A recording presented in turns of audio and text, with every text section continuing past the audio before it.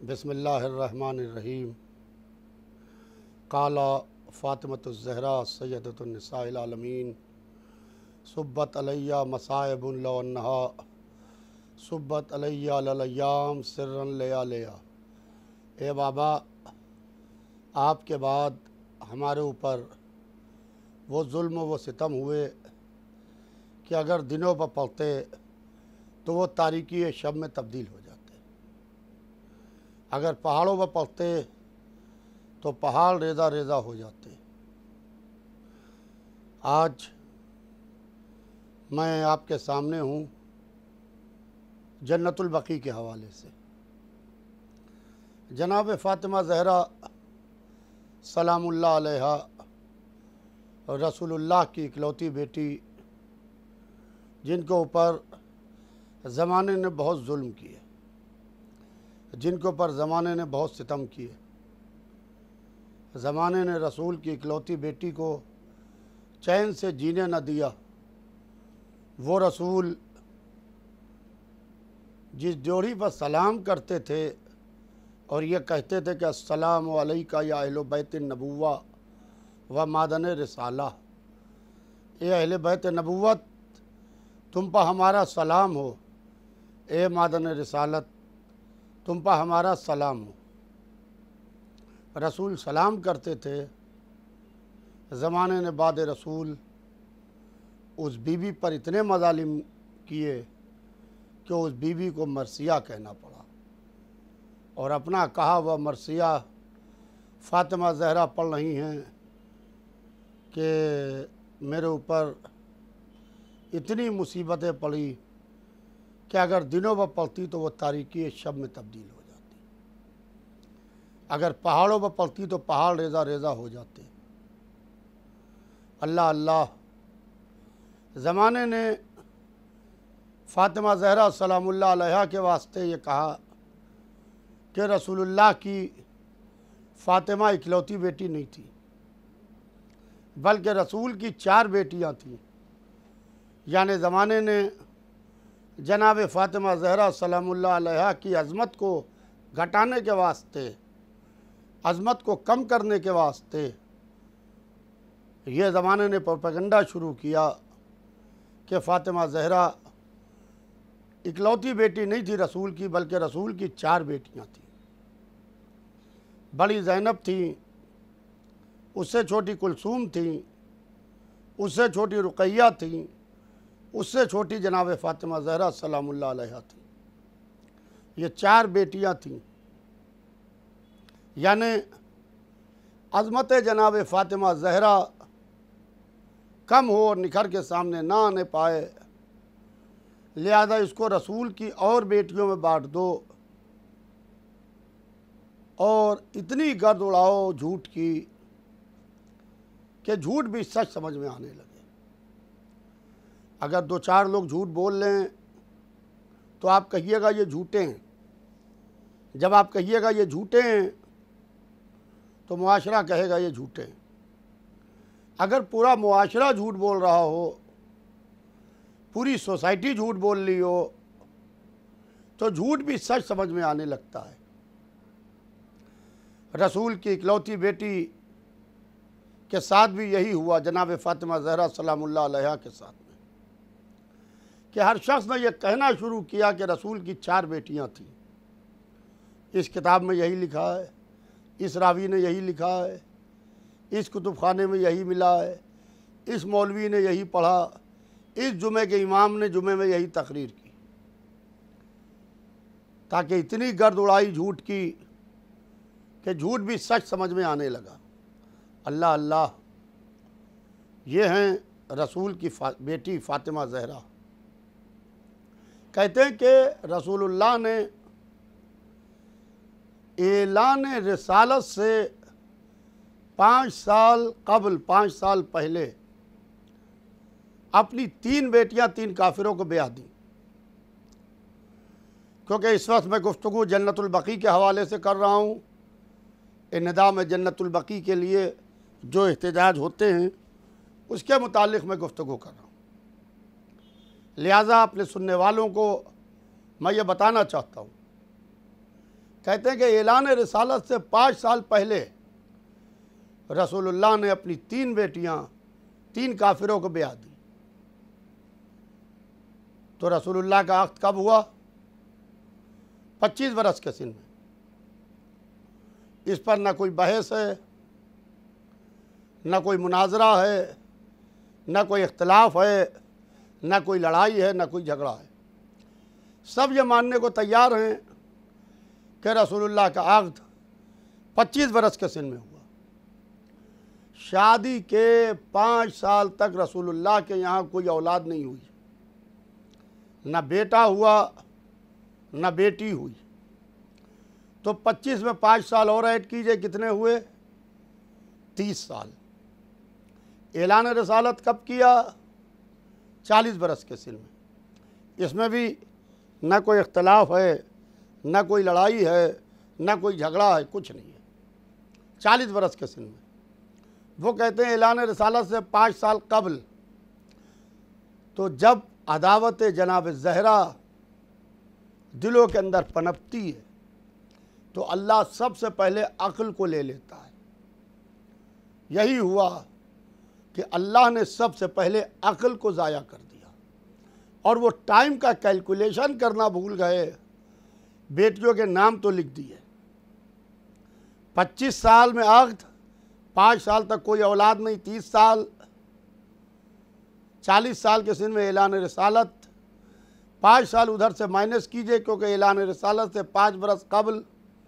तो मुझे वो मौजज़ा बताइए कि 5 बरस में 3 बेटियां पैदा भी होती हैं, पलती भी हैं, बकती भी हैं, जवान भी होती हैं और 3 काफिरों के साथ में ब्याह दी जाती है। अल्लाह अकबर। ज़माने ने कितनी झूठ की गर्द उड़ाई है। जनाब फ़ातिमा ज़हरा सलामुल्लाह अलैहा को वो इनफरादियत ना हासिल हो। क्या शान है जनाब फ़ातिमा ज़हरा सलामुल्लाह अलैहा की कि रसूलुल्लाह ने कहा कि अगर अली ना होते तो मेरी बेटी फ़ातिमा का कोई कुफो नहीं था। कुफो कहते हैं बराबर वाले को। कुफो के माने हैं हम पल्ला, बराबर वाला। ये उंगली इस उंगली की कुफो नहीं है क्योंकि ये छोटी है, ये बड़ी है, मगर ये उंगली इस उंगली की कुफो है, बराबर है। रसूलुल्लाह ने कहा कि अगर अली ना होते तो मेरी बेटी फ़ातिमा का कोई कुफो नहीं था। फ़ातिमा रही घर के अंदर, मौला अली रहे घर के बाहर। फ़ातिमा की ज़िंदगी रही पर्दे के पीछे, मौला अली की ज़िंदगी रही पर्दे के सामने। ज़माने ने देखा कि वो अली जब फ़ज़ाइल के इतने ज़ीने तय कर लेते हैं तब फ़ातिमा ज़हरा के बराबर पहुँचते हैं। ये हैं जनाब फ़ातिमा ज़हरा सलामुल्लाह अलैहा, जिस जोड़ी पर रसूल सलाम करते थे, कहते थे कि अस्सलामु अलैका या अहले बैत नबुव्वा व मादन रिसाला। ए अहले बैत नबुव्वत, तुम पर हमारा सलाम हो, व मादन रिसालत, तुम पर हमारा सलाम हो। जहाँ रसूल सलाम करते थे, रसूलुल्लाह के बाद ज़माने ने उसी दरवाज़े पर लकड़ियाँ ला के जमा की, आग जमा की। बीबी फ़ातिमा ज़हरा को ये कहना पड़ा कि इस घर में मेरे छोटे छोटे बच्चे रहते हैं। बीबी फ़ातिमा ज़हरा को ये कहना पड़ा कि ये वही दरवाज़ा है जहाँ सरदार रसूल आके सलाम करता था। मगर बड़े अफसोस की बात है कि ज़माने ने इसकी फ़िक्र नहीं की कि रसूल जिस जोड़ी पर आके सलाम करते थे, जहाँ मलकुल मौत भी बग़ैर इजाज़त के दाखिल नहीं होता था, ज़माने ने उस दरवाज़े पर आग लगा दी। खाली जिससे बीबी के पहलू की पसलियाँ शिकस्ता हुई और जनाब मोहसिन की शहादत हुई। हमेशा इस घर में जब भी विलादत होती है तो बच्चे का नाम रखा जाता है बाद विलादत। जनाब इमाम हसन अलैहिस्सलाम की विलादत हुई नाम बाद में रखा गया। इमाम हुसैन अलैहिस्सलाम की विलादत हुई, नाम बाद में रखा गया। शहज़ादी ज़ैनब और शहज़ादी उम्मे कुलसूम सलामुल्लाह अलैहा की विलादत हुई, नाम बाद में रखा गया। मगर एक दिन रसूल बेटी के घर में आए, कहा बेटी ये जो बच्चा तुम्हारे शिकम में है, मैंने इसका नाम मोहसिन रखा है। या रसूलुल्लाह, नाम तो विलादत के बाद आप रखते हैं, ये क़ब्ल विलादत नाम क्यों रख रहे हैं? मुमकिन है रसूल जवाब दें कि जो हम देख रहे हैं वो तुम नहीं देख रहे हो। फ़ातिमा का बेटा गुमनामी की मौत न मर जाए, लिहाजा मैं इसको नाम दे के जा रहा हूँ। अल्लाह अल्लाह, यही फ़ातिमा हैं कि मौलाए कायनात ने अली इब्न अबी तालिब, मौलाए कायनात से जनाब फ़ातिमा ज़हरा ने वसीयतें की और वसीयतों में कहा कि मेरे वाली मेरे जनाजे पर फुला फुला लोग ना आने पाएँ, क्योंकि मैं उनसे राज़ी नहीं जा रही हूँ, मैं उनसे खुश नहीं जा रही हूँ। आज जो ज़माना कहता है कि आप मामलात को नहीं समझते हैं, सवाल ये है कि हम मामलात को समझेंगे या रसूल की बेटी समझेगी? जिस गोद में शरीयत पली है उसी गोद में फ़ातिमा पली हैं। शरीयत हमें ना समझाइए, हम शरीयत रसूल से लेते हैं, आले रसूल से लेते हैं, रसूल की इकलौती बेटी फ़ातिमा ज़हरा से लेते हैं। बीबी ने कहा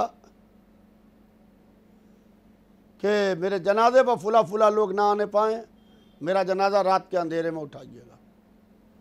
अल्लाह अल्लाह, कैसी मजलूमा बीबी है कि इसके जनाजा रात के अंधेरे में मौलाए कायनात ने उठाया और मौलाए कायनात जनाजे को लेके जन्नतुल बकी में आते हैं।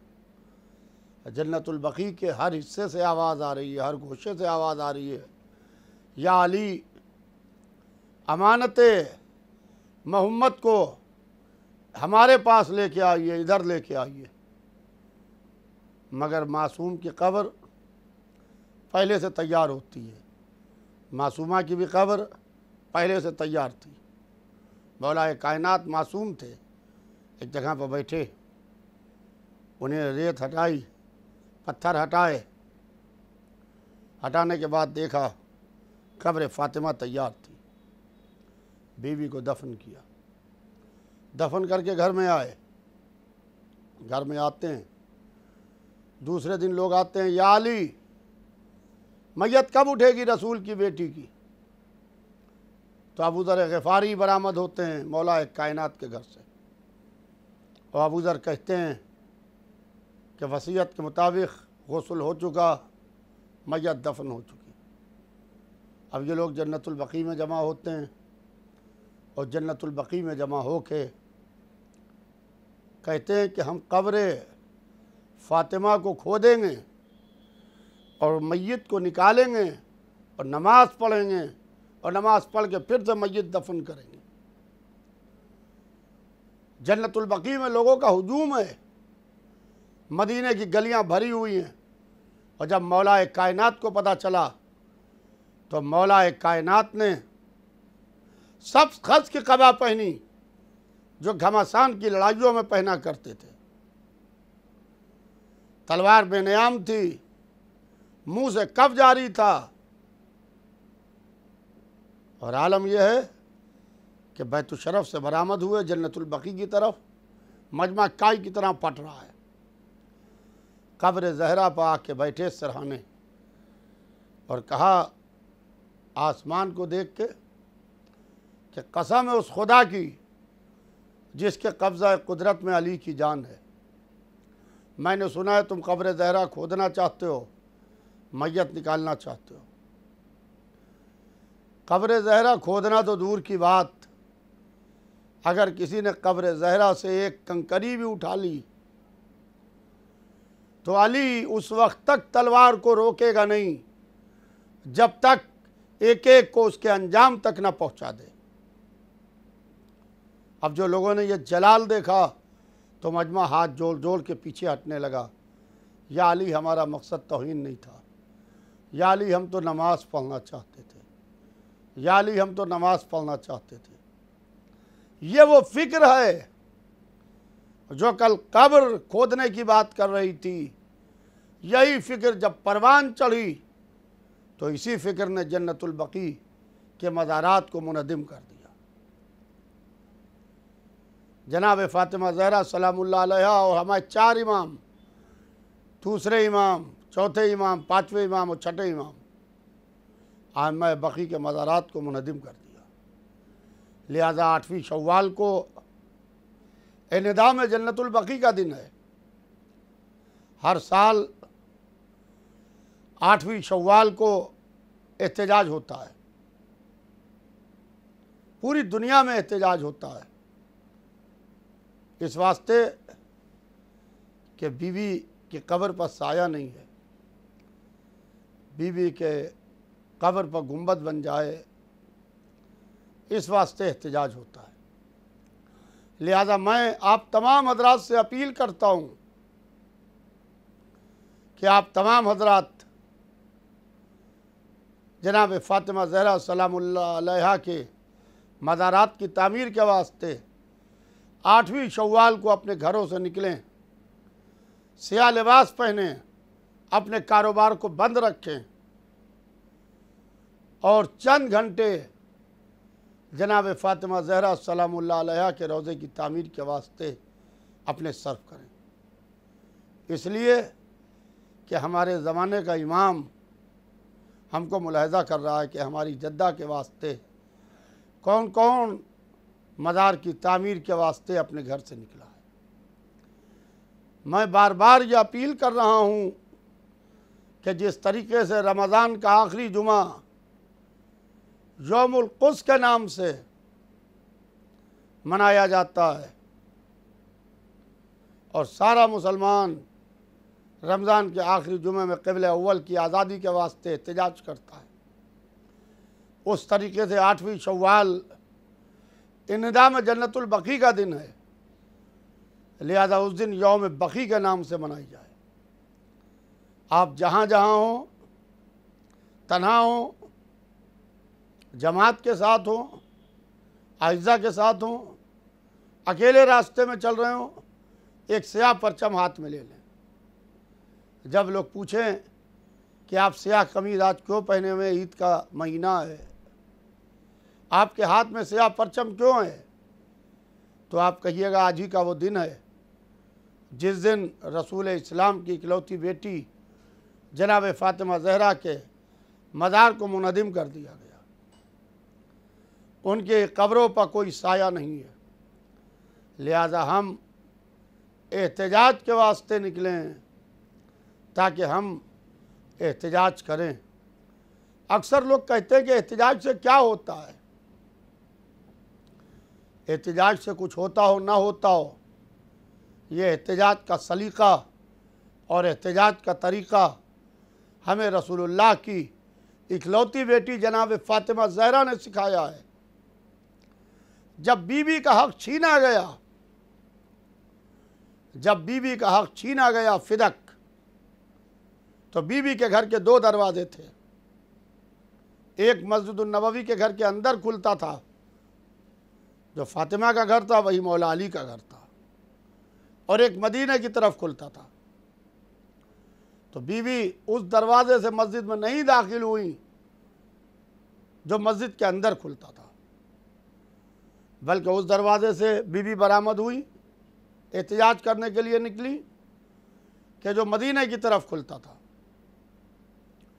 और इस शान से एहतजाज के वास्ते निकली कि मौला अली भी थे, इमाम हसन और इमाम हुसैन भी थे, और उम्मे ऐमन भी थी।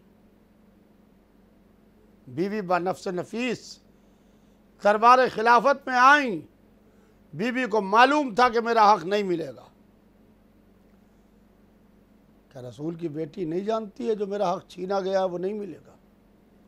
मगर दरबार खिलाफत में आके ख़ुद अपना केस पेश करके जालिम के चेहरे से बीवी ने नकाब नोची, और नकाब नोच के, नकाब उतार के बता दिया कि ये हैं वो जालिम लोग जिन्होंने मेरा हक छीना है।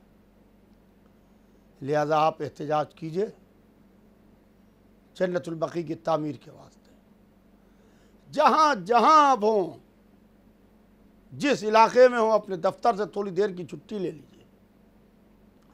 काम तो साल के 365 दिन रहता है। आज लॉकडाउन के वक्त के ऊपर दुनिया कैसे थम गई। आज ये लॉकडाउन का थर्ड फेस और दुनिया कैसे थम गई और ठहर गई और जिंदगी एकदम से क्या थी और क्या हो गई। ज़माना पहचाने,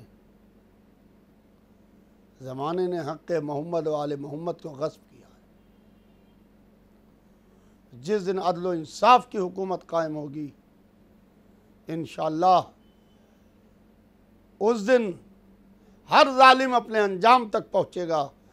क्योंकि बीबी का गम मनाने वाला जो वारिस गम है हज़रत हुज्जत, जब वो जुल्फ़िकार लेके आएंगे इंशाअल्लाह तो हर जालिम को उसके अंजाम तक पहुँचाएंगे। वो तो इंतकाम लेंगे।